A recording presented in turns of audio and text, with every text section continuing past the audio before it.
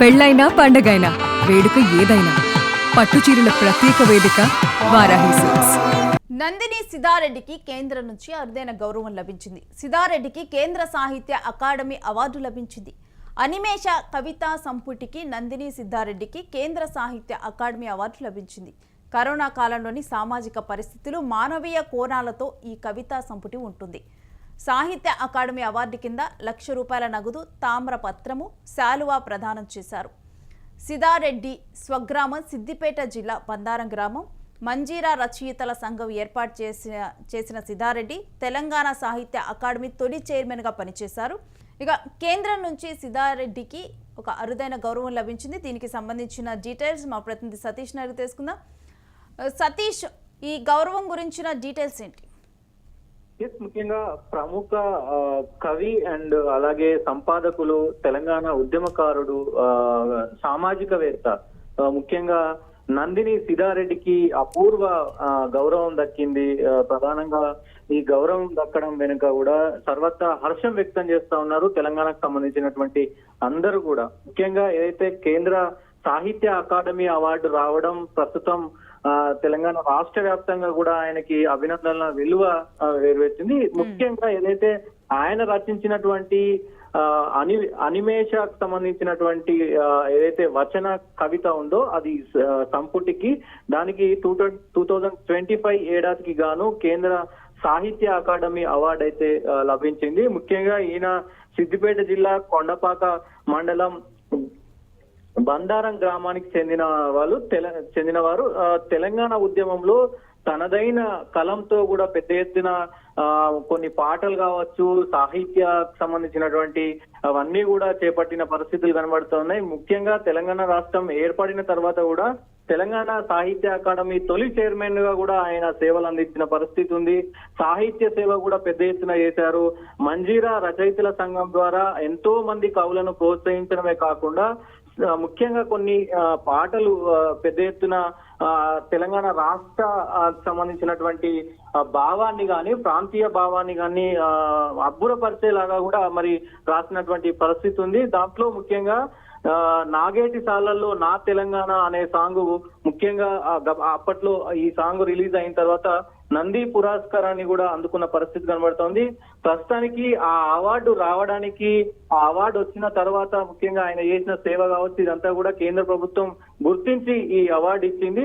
ముఖ్యంగా ప్రముఖులు కూడా కొందరు మరి ఈ అవార్డు ఇచ్చిన తర్వాత కూడా సిద్ధారెడ్డికి శుభాకాంక్షలు తెలిపారు. ముఖ్యంగా కేసీఆర్ మరి శుభాకాంక్షలు తెలిపిన పరిస్థితి అయితే కనబడుతోంది. దాంతో పాటు తారక రామారావు, కేటీఆర్ కూడా స్పందించారు, హరీష్ రావు కూడా స్పందించారు. ఎందుకంటే ఆయన జిల్లానే కాబట్టి, సిద్దిపేట జిల్లా వాసి కాబట్టి హరీష్ రావు స్పందించారు. ఇట్లా అలాగే ముఖ్యంగా కవిత కూడా స్పందించింది, కల్వకుంట్ల కవిత కూడా స్పందించింది. పెద్ద ఎత్తున ఈ గౌరవం రావడం ఇదంతా కూడా మరి చాలా అరదు అంటూ కూడా మరి వాళ్ళు చెప్తున్న పరిస్థితులు కనబడుతూ ఉన్నాయి. ఏదేమైనప్పటికీ ముఖ్యంగా మరి అవార్డు రావడం, చాలా నవలలు కూడా రాయడం, ఇటు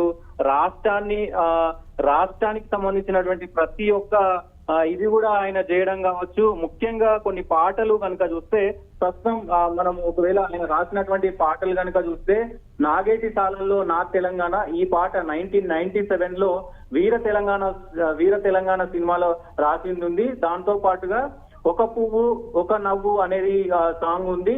జై బోలో తెలంగాణ 2011లో ఈ పాట రాశారు. సో ఇట్లా పలు పాటలు కూడా రాసిన పరిస్థితి అయితే ఉంది. జోహార్లు జోహార్లు అమరవీరులకు జోహార్లు అంటూ కూడా తెలంగాణ ఉద్యమ అమరవీరులకు నివాళిగా కూడా ఒక గీతం రాసిన పరిస్థితి ఉంది. ఇట్లా ప్రముఖమైనటువంటి గీతాలను కూడా రాసిన పరిస్థితి అవుతుంది. సాహిత్య రచనలు కూడా తనదైన శైలిలో రాస్తూ కూడా మరి పెద్ద ఎత్తున ప్రశంసలు అందుకున్న పరిస్థితి కనబడతా ఉంది. దాంట్లో ముఖ్యంగా భూమి స్వప్నం 1987లో ఇది ఆయన తొలి కవితా సంపటి. ముఖ్యంగా ఇందులో సామాజిక అంశాలపైన బలమైన గొంతుగా వినిపించారు.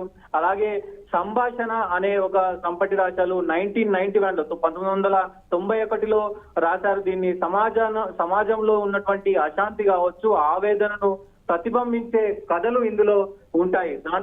దాని తర్వాత ప్రాణహిత కూడా రాసిన పరిస్థితి ఉంది. 1996లో దీన్ని రాశారు.